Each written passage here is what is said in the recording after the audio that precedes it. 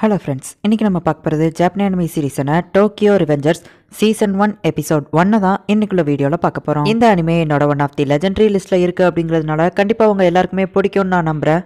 நான் இந்த அனிமேவை ஃபஸ்ட்டு பார்த்த உடனே ஒருவேளை இது ஒரு கேங்ஸ்டர், அதாவது ரவுடி கதையாக இருக்குமோ அப்படின்னு சொல்லி தான் நான் நினச்சேன். ஆனால் இது அப்படி இல்லை, இது ஒரு சூப்பரான ஒரு லவ் ஸ்டோரி. எனக்கு ரொம்பவே பிடிச்சிருந்தது.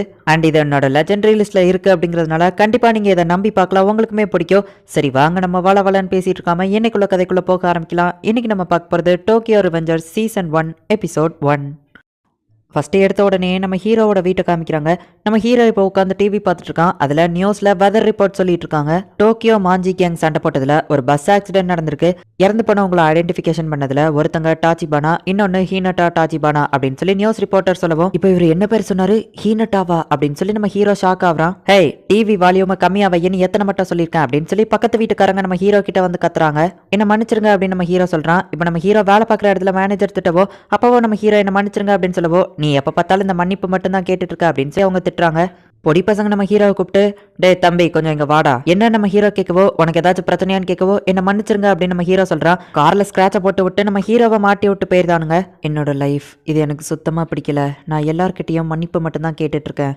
என்னோட லைஃப்லேயே மிடில் ஸ்கூலில் மட்டும்தான் எனக்கு கேர்ள் ஃப்ரெண்ட் இருந்தா.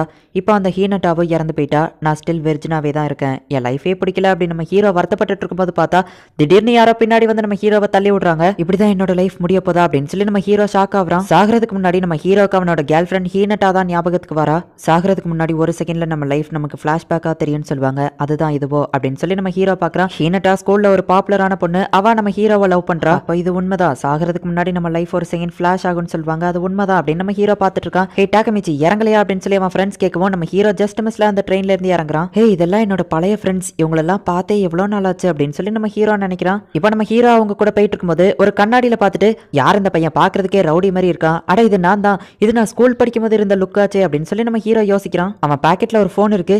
இந்த மாதிரி பழைய ஃபோன் எல்லாம் பார்க்கும்போது எனக்கு ஓல்டு மெமரிஸ் தான் ஞாபகம் வருது அப்படின்னு ஃபோனை பார்த்தா அதுல 2005 டேட் போட்டிருக்கு. 2005னா 1 2 12 வருஷத்துக்கு முன்னாடியா அப்படின்னு சொல்லி நம்ம ஹீரோ ஷாக் ஆகுறான்.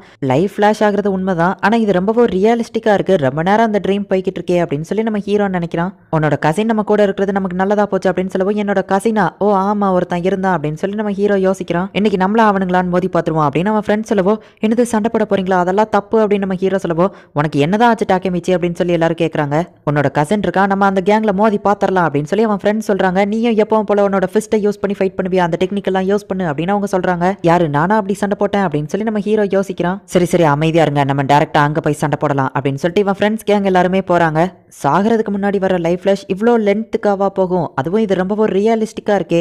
சரி ஒருவேளை லென்த்தான ட்ரீமா இருக்கும், அது போற போக்கில் நாமளும் போவோம் அப்படின்னு சொல்லி நம்ம ஹீரோ நினைக்கிறான். அச்சோ இவனுங்க சண்டை போடலாம் கூப்பிடுறானுங்க, நான் சண்டை போட்டே 10 வருஷத்துக்கு மேல ஆகுது, நான் இப்போ ஃபார்ம்லயே இல்லை, என்ன பண்றது அப்படின்னு சொல்லி நம்ம ஹீரோ நடுங்கிட்டு நிற்கிறான். அந்த செகண்ட் இயர் கேங்க எங்க தேடியோ காணுமே, ஒருவேளை நம்ம தேடுறான்னு தெரிஞ்ச அவனுங்க பயந்து ஒளிஞ்சிட்டு இருக்கானுங்களோ அப்படின்னு சொல்லி இவன் ஃப்ரெண்ட்ஸ் பேசிட்டு இருக்காங்க. நம்ம ஹீரோக்கு லைட்டா ஏதாவது ஞாபகம் வருது. அவனுங்க எல்லாம் ஷிபோயாவை சேர்ந்தவனுங்கிறதுனால ரொம்பவும் மாடர்னா தானே இருப்பானுங்க அப்படின்னு சொல்லி அவன் ஃப்ரெண்டு சொல்றான். ஓ ஆமா எனக்கு ஞாபகம் வந்துடுச்சு, அவங்க கூட சண்டை போட்டு நாங்க தோத்து போயிட்டோம், அவங்க எல்லாருமே தேர்ட் இயர்ஸ் அப்படின்னு சொல்லி நம்ம ஹீரோ யோசிச்சுட்டு இருக்கும்போதே பார்த்தா அந்த கேங் அங்க வந்துருது. இவங்க எல்லாம் தேர்ட் இயர்ஸ் பைக்கர் கேங் மாதிரி இருக்காங்க. இவங்க எல்லாம் உண்மையிலேயே ரவுடி கேங்க சேர்ந்தவங்க அப்படின்னு நம்ம ஹீரோ டைம் பயப்படுறாங்க. நீங்க தானே எங்களை பத்தி விசாரிச்சுட்டு இருந்தீங்க அப்படின்னு சொல்லி ஒருத்தன் கேட்கவும், நீங்க எல்லாம் தேர்ட் இயர்ஸா, சண்டை போடுறதுக்கு செகண்ட் இயர் தான் வருவாங்கன்னு உங்க லீடர் மாசுரோ சொன்னாரே அப்படின்னு சொல்லி நம்ம ஹீரோவோட ஃப்ரெண்டு சொல்லவோ, என்னது மாசுரோ லீடரா, நீ எல்லாம் ஒரு லீடரா, போயிட்டு ஜூஸ் வாங்கிட்டு வா அப்படின்னு சொல்லி ஒருத்தன் சொல்லவோ, என்கிட்ட காசு இல்லைன்னு சொல்றான். ஓ அப்படியா, நான் கொடுக்குற ஒவ்வொரு பஞ்சும் 100 ரூபாய்க்கு சமம், உனக்கு எத்தனை ரூபாய் வேணும் அப்படின்னு சொல்லி அவன் கேட்கறான். உடனே அந்த மாசுரவும் அவனோட காசுலயே ஜூஸ் வாங்க போயிருந்தான். இதுக்கப்புறம் என்ன நடந்துச்சுன்னு எனக்கு நல்லாவே ஞாபகம் இருக்கு.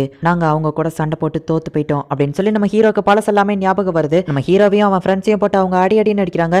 இதுக்கப்புறம் நீங்க என்ன சொன்னாலும் நாங்க கேப்போம் சார் அப்படின்னு நம்ம ஹீரோவோட ஃப்ரெண்ட்ஸ் சொல்றாங்க. இன்னையில இருந்து நீங்க டோக்கியோ மாஞ்சி கேங்கோட வேலைக்காரங்க அப்படின்னு சொல்லிட்டு அவனுங்க அங்க இருந்து போகவும், ஓ ஆமா எனக்கு இப்போ தான் எல்லாமே ஞாபகம் வருது, இந்த டோக்கியோ மாஞ்சி கேங் இதனால தான் எல்லாமே நடந்துச்சு.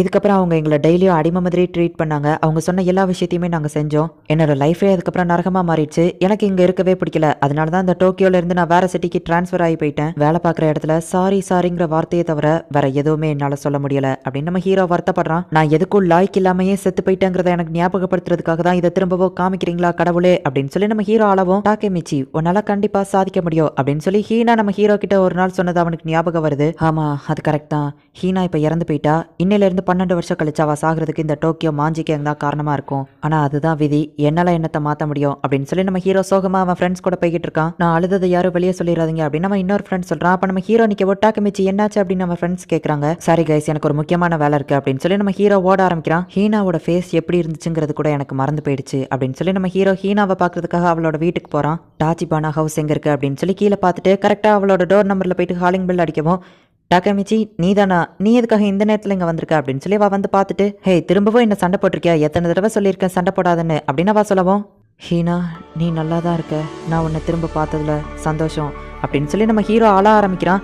நான் ஏன் அலறன்னு எனக்கே தெரியல அப்படின்னு சொல்லி நம்ம ஹீரோ அப்படியே கிளம்புறான். ஹே டாக்கமிச்சி எதுக்காக இங்க வந்த சொல்லு அப்படின்னு சொல்லி அவ கூப்பிடுறா. உன்னை ஒரு தடவை பார்க்கணும்னு தோணுச்சு அவ்வளவுதான் அப்படின்னு சொல்லி நம்ம ஹீரோ கிளம்புவோம். அவ நம்ம ஹீரோவை பிடிச்சு என்ன பிரச்சனையா இருந்தாலும் அதை கேர்ள் ஃப்ரெண்ட் கிட்ட மறைக்காம சொல்லணும், அதுக்காக தானே உனக்கு கேர்ள் ஃப்ரெண்டு நான் ஒருத்தி இருக்கேன் அப்படின்னு சொல்லி அவ கேட்கறா. சரின்னு நம்ம ஹீரோவா அவ கிட்ட லைட்டா ஏதோ பேசிட்டு அங்கிருந்து கிளம்புறான். ஆமா ஹீனட்டா எனக்கு எப்பவுமே சிரிச்சுக்கிட்டே பாய் சொல்லி அனுப்புவா, அவளை நான் ரொம்பவும் மிஸ் பண்றேன். மிடில் ஸ்கூல்ல எனக்குன்னு இருந்த ஒரே ஒரு கேர்ள் ஃப்ரெண்ட் அவ தான். அதுக்கப்புறம் லைஃப்ல டேய் நான் சென்டிமெண்டலா பேசிட்டு இருக்கேன், எவன்டா அங்க கத்திட்டு இருக்குது அப்படின்னு சொல்லி நம்ம ஹீரோ டென்ஷன் ஆவறா. ரோட்ல சில பசங்க ஒரு சின்ன பையனை போட்டு புள்ளி பண்ணிட்டு இருக்காங்க. ஏன்டா நடு ரோட்ல நின்று கத்திட்டு இருக்கீங்க அப்படின்னு சொல்லி நம்ம ஹீரோ ஒருத்தனை போய் அடிச்சுட்டு ஒரு பாட்டில உடச்சு, நான் செம கான்ல இருக்கேன் ஒழுங்கா போயிருங்க இல்லைன்னா கொன்றுவேன் அப்படின்னு சொல்லவா அவனுங்க பயந்து ஓடிடுதானுங்க. அந்த ரவுடி பசங்க கலாய்ச்சிட்டு இருந்த அந்த சின்ன பையன் நம்ம ஹீரோவை கூப்பிட்டு, நீங்க பாட்டில் அப்படியே உடச்சு போட்டு போறீங்க, யார் கையிலாச்சும் குத்திடுச்சுன்னு கேட்கவும், ஓ ஆமா தம்பி நீ கரெக்டா தான் சொன்ன அப்படின்னு சொல்லி நம்ம ஹீரோ அதை எடுத்து டஸ்ட்பின்ல போட்டுருதான். என்ன காப்பாத்தினதுக்கு தேங்க்ஸ் அப்படின்னு சொல்லி அந்த பையன் சொல்லவும், இந்த மாதிரி ஆளுங்க இதுக்கப்புறம் அவங்ககிட்ட பிரச்சனை பண்ணா கண்டிப்பா ஒன்று அடிப்பாங்க, ஆனாலும் நீ பயப்படாம இருக்கணும் அப்படின்னு நம்ம ஹீரோ சொல்லவா அவன் அதை நோட்ஸ் எடுத்து வைக்கிறான். நீ நோட்ஸ் எடுக்கிற லெவலுக்கு அது பெரிய விஷயம்லாம் இல்ல, அவனுங்கெல்லாம் வெத்து வேட்டுங்க தான். நான் என்னோட பிரச்சனையை பார்த்து பயந்ததுனால தான் இப்போ எல்லார்கிட்டையும் மன்னிப்பு கேட்டுட்டு இருக்கிற ஒரு ஆளா இருக்கிறேன் அப்படின்னு நம்ம ஹீரோ மனசுக்குள்ள நினைச்சிட்டு, உன்னோட பேர் என்ன அப்படின்னு கேட்கவும், நவுட்டோ டாச்சிபானா அப்படின்னு நம்ம சொல்லுவோம். என்னது டாச்சிபானாவா அப்படின்னா ஹீனட்டா அப்படின்னு கேட்கவும், அது என்னோட சிஸ்டர் தான் அப்படின்னு அவன் சொல்றான். ஹே தம்பி உங்க அக்காவை உனக்கு பிடிக்குமா அப்படின்னு கேட்கவும், அவளை எனக்கு சுத்தமா பிடிக்காது, அவன் என்ன திட்டிகிட்டே இருப்பா அப்படின்னு சொல்லி அவன் சொல்லவும், அதெல்லாம் ஒரு பக்கம் இருந்தாலும் கூட நீ தான் அவளை ப்ரொடெக்ட் பண்ணணும். உண்மை என்னன்னா நான் உன்னோட சிஸ்டரை லவ் பண்றேன், அவள் என் லைஃப்ல எவ்வளோ முக்கியம், நான் அவளை எவ்வளோ மிஸ் பண்ணாங்கிறதே எனக்கு இன்னைக்கு தான் தெரிஞ்சுது. சாரி உனக்கு இதெல்லாம் புரியாது, நான் சொல்றது கேட்க கிரேசியா தான் இருக்கும். இதே டேட்ல நான் 2017 ஒரு ட்ரெயின் வந்துட்டு இருக்கிற பிளாட்ஃபார்ம்ல விழுந்துட்டேன், இறந்து போயிட்டேன்னு நினைச்சா பார்த்தா திடீர்னு இங்க வந்திருக்கேன், இதை நீ என்ன சொல்லுவேன்னு கேட்கவும், டைம் டிராவல் அப்படின்னு அந்த பையன் சொல்றான். அதேதான், ஆனா இது ஒரு கனவா இருக்கிறதுக்கு கூட வாய்ப்பு இருக்கு. உண்மை என்னன்னா ஒருவேளை நான் ஹீனட்டாவை திரும்ப பாக்குறதுக்காக கடவுள் எனக்கு ஒரு சான்ஸ் கொடுத்திருக்காரோ என்னமோ அப்படின்னு நம்ம ஹீரோ சொல்லவும், நீங்க என்ன சொல்றீங்க அப்படின்னு அந்த தம்பி கேட்கறான். 12 வருஷம் கழிச்சு 2017 ஜூலை 1ஆம் தேதி நீயும் உன்னோட இறந்து போயிருப்பீங்க. அந்த டேட்டை ஞாபகம் வச்சுக்கொண்ட விட்டோ நீ தான் உன்னோட சிஸ்டரை காப்பாற்றணும். அதெல்லாம் ஒருவேளை உண்மையாவே நடக்கிறதா இருந்தா நான் என்னோட ஃபியூச்சரை மாத்தணும்னு ஆசைப்படுறேன்.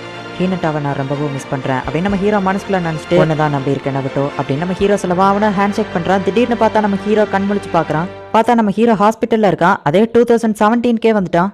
நான் ட்ரெயின் ட்ராக்ல விழுந்தேன், எப்படி என் மேல ஒரு சின்ன ஸ்கிராச் கூட இல்லை, எனக்கு எதுவும் ஆகல அப்படின்னு நம்ம ஹீரோ கேட்கவும், உங்களை ஒருத்தர் காப்பாத்திட்டாரு, அது இவர் தான் அப்படின்னு சொல்லி ஒரு போலீஸ் வந்து இன்ட்ரோடக்ஷன் பண்றாரு. நீங்க யாரு அப்படின்னு சொல்லி நம்ம ஹீரோ கேட்கவும், ரொம்ப நாளைக்கு அப்புறம் நம்ம மீட் பண்றோம், நான் தான் நவுட்டோ டாச்சிபானா. என்னோட லைஃப் மாறினதுக்கு காரணமே நீ தான். நீ சொன்ன மாதிரியே நான் ரொம்பவோ கஷ்டப்பட்டு ஹார்ட் ஒர்க் பண்ணேன், நீ தான் டைம் டிராவல் பண்ணி ஃபியூச்சரையே மாத்திருக்க. அன்னைக்கு நீ சொன்ன அந்த இன்சிடென்ட்க்கு அப்புறமா நான் ரொம்பவோ ஹார்ட் ஒர்க் பண்ணி படிக்க ஆரம்பிச்சேன், ஒரு போலீஸ் ஆஃபீஸரா மாறிட்டேன் அப்படின்னு நம்ம சொல்லவும், நீ உயிரோட இருக்கனா உன்னோட சிஸ்டர் ஹீனட்டா உயிரோட இருக்காளான்னு கேட்கவும், என்ன மன்னிச்சிரு டாக்கமிச்சி, நான் எவ்வளவோ முயற்சி பண்ணி பார்த்தேன், ஆனா என்னால ஹீனட்டாவை காப்பாற்ற முடியல, என்னால அவளை காப்பாற்ற முடியல, ஆனா டாக்கமிச்சி கண்டிப்பா உன்னால முடியும் அப்படின்னு நம்ம சொன்னவும், என்னால முடியுமா அப்படின்னு நம்ம ஹீரோ கேட்கறான். எந்த இடத்துல இந்த எபிசோட் முடியுது. இப்போ ஃபியூச்சர்ல இருந்துட்டு இருக்கிற நம்ம ஹீரோ எந்த ஒரு விஷயத்துக்காகவுமே போராடாம எல்லார்கிட்டயும் மன்னிப்பு மட்டுமே கேட்டுட்டு இருக்கான். ஈவன் சின்ன பசங்க மறட்டினாங்க அப்படின்னா கூட பயந்து போய் அவங்க கிட்ட சாரி கேட்கறான். இந்த மாதிரி நம்ம ஹீரோ மாறதுக்கு காரணமே அவனோட மிடில் ஸ்கூல் தான். நம்ம ஹீரோவை பின்னாடியில இருந்து தள்ளி விட்டு ட்ரெயின் ட்ராக்ல கொல்ல பார்த்தது யாரு, நம்ம ஹீரோ எப்படி திடீர்னு டைம் டிராவல் பண்ணா, இந்த மாதிரியான விஷயங்கள் எல்லாம் தெரிஞ்சுக்கிட்டதுக்கு இதுக்கப்புறம் உள்ள எபிசோட பாருங்க. இது என்னோட லெஜெண்டரி லிஸ்ட்ல இருக்கு அப்படிங்கிறதுனால கண்டிப்பா உங்க எல்லாருக்குமே பிடிக்கும்னு நான் நம்புறேன். ஸோ மிஸ் பண்ணாம பார்த்து என்ஜாய் பண்ணுங்க. அண்ட் உங்களுக்கு இந்த வீடியோ பிடிச்சிருந்தது அப்படின்னா லைக் பண்ணிட்டு அப்படி மறக்காம நம்ம சேனலை சப்ஸ்கிரைப் பண்ணிருங்க. தேங்க்யூ ஃபார் வாட்சிங். Bye guys. நெக்ஸ்ட் எபிசோட்ல மீட் பண்ணலாம்.